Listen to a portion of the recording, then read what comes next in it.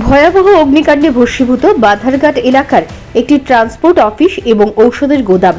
ঘটনা কেশব সংঘ সংলগ্ন এলাকায়। আগুনে লক্ষাধিক টাকার জিনিস পুড়ে ভস্মীভূত হয়ে যায়। তবে কিভাবে আগুন লেগেছে তা কেউ বলতে পারছেন না।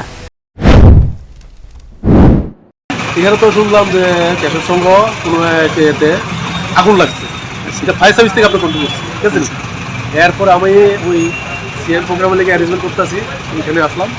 আমার বর্গ স্টেশন দিচ্ছে, এখানে যাবো তাড়াতাড়ি। আর গাড়ির সঙ্গে আপনার জাম এত হয়তো পারতেছে না ঠিক মতো টাইম মতো। এরপর আয়া দেখি তো ওরা ফায়ার সার্ভিস এটা কন্ট্রোল করে নিছে আগুনটা। বাস ওই ট্রান্সপোর্টের দোকান আছে, যেটা অফিস কন্ট্রোল করে আর কি, মানে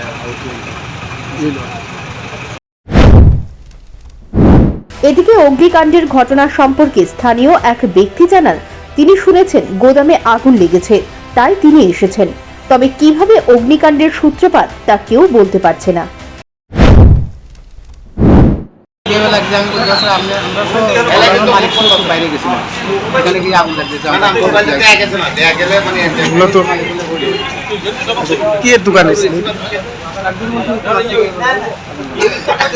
শর্ট সার্কিট থেকে বলতে পারতেছি না।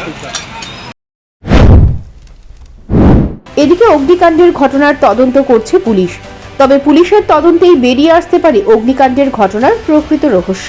Bureau report, news prime Tripura.